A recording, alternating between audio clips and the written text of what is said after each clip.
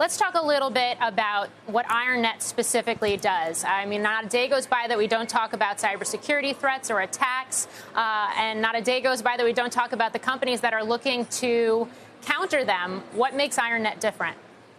Well, there's four things that IronNet does that makes it different.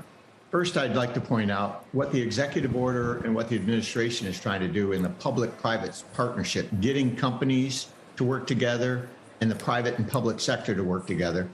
That's the key thing that IronNet does.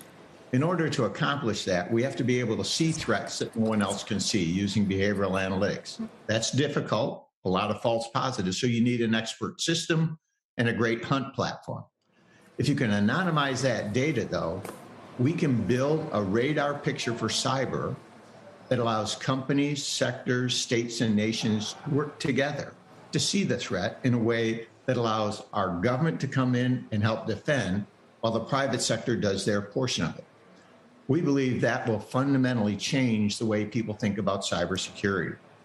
If you think about the grid as an example, probably our best customer group right now, the electric sector, helping to protect those companies. If you think about all those people, they work alone today, or they used to. Now you can bring them together so they're a collective group. And if you think about 90 mid-sized banks as an example with 10 people each, imagine those 10 people working really hard on their one issue. What if 900 people work together to defend that sector? That's the future of cybersecurity, and that's what we're bringing to the table.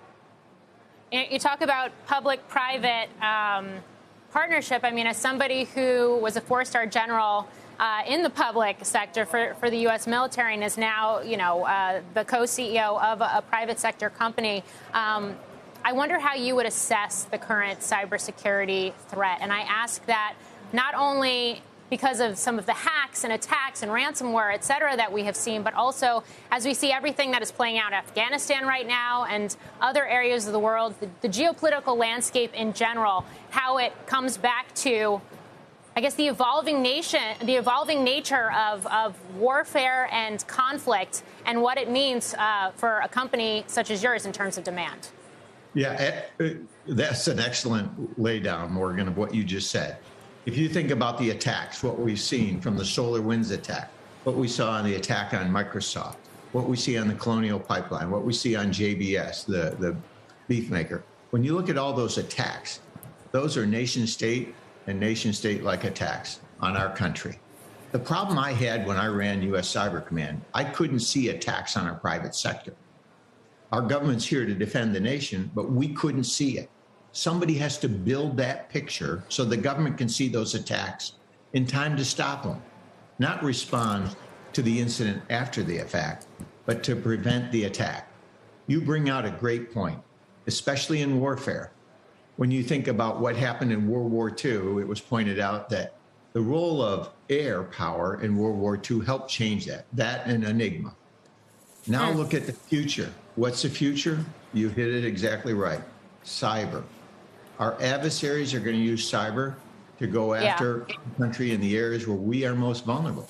So this really requires that public and private sector to work together, to train together, and to actually present that capability to protect our most valuable resources, our intellectual property.